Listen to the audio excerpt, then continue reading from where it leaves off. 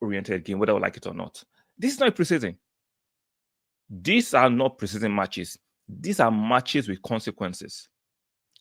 Like, if you lose the next few games, Manchester United genuinely will be battling a relegation scrap. It's not me trolling. Genuinely, Manchester United could be battling a relegation scrap.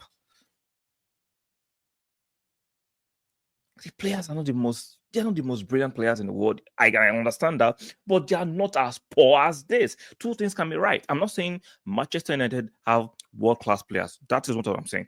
But at the same time, I saw Ipswich yesterday against Chelsea. Someone you want to turn down to that just for your sport. No, Ipswich were good at what they did.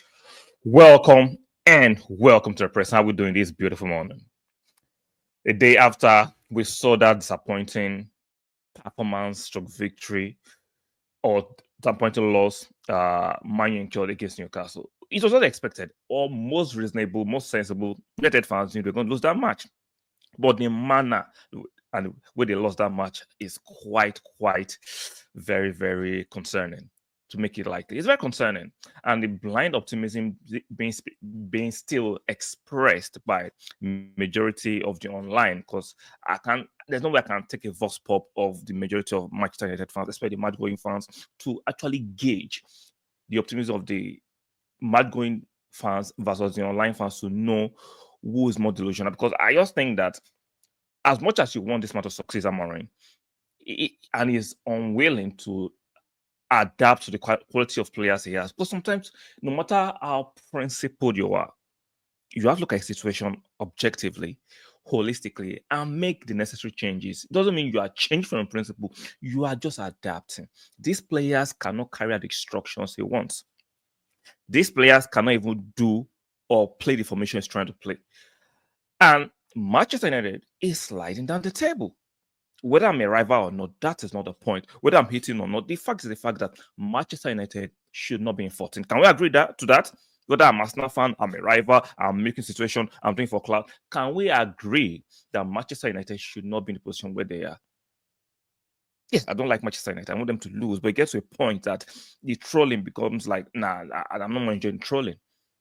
No matter how excited you want to be, excitement gets to a point that I'm a bit tired of excitement. I want to turn that a little bit. This is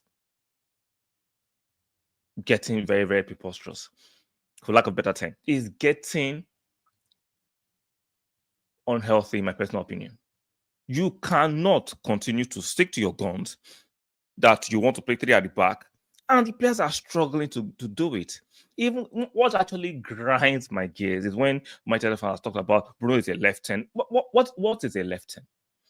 We're not creating terms to justify someone's inefficiency. Because, see, I understand.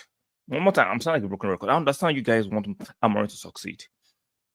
But if he doesn't want to succeed, what happens then? See, it's a result-oriented game, whether I like it or not. This is not preseason. These are not preseason matches. These are matches with consequences. Like, if you lose the next few games, Manchester United genuinely will be battling a relegation scrap. It's not me trolling.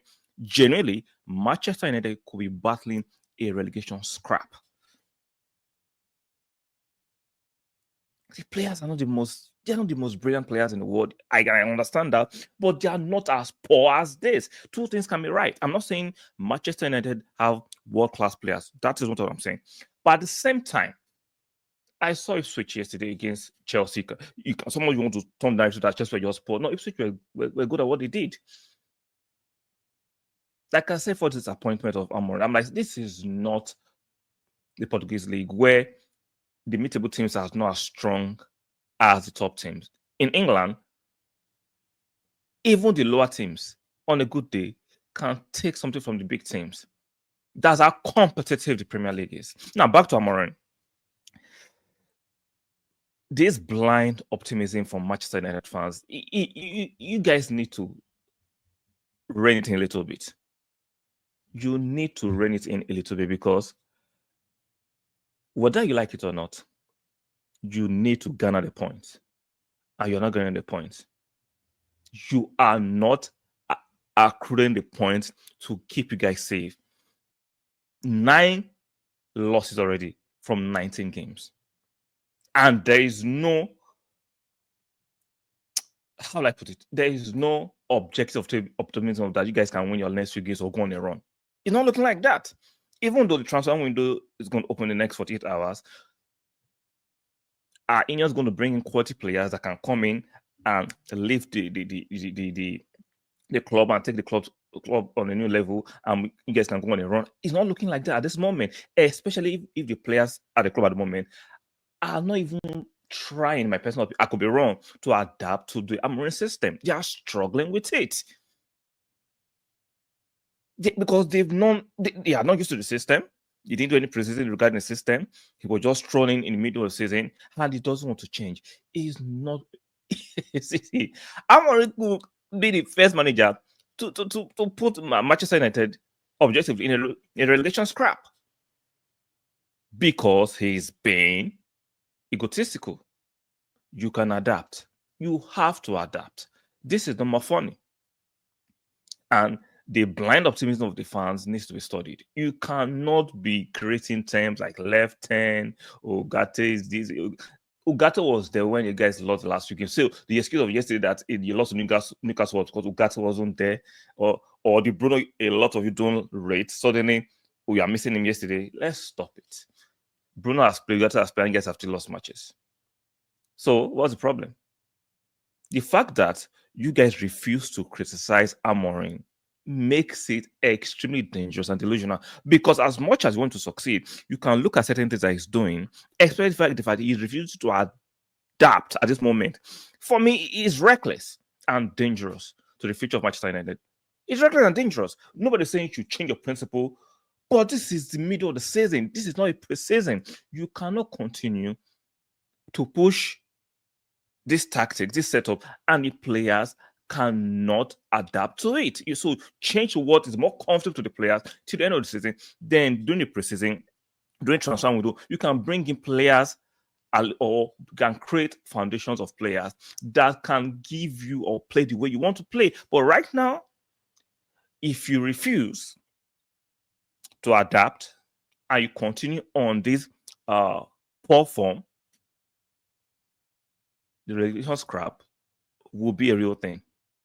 So this is not me piling on Manchester United or piling on Amorim. I'm just calling out what it is, and some of you might not like it. It's just the truth. You cannot continue this madness. You cannot. So let me know what you think in the comment section. Do you think Amorim is right to stick to what he believes, even though it's not working? Or do you think it's high time he made some changes and adapt to the quality of players he has? Let me know in the comment section. Like the video on your way out. Subscribe if you're new here. Very, very important. Let me check this. Subscribe if you're new here, and make sure you turn on your notification bell. And I will see you guys on the next one. Bye for now.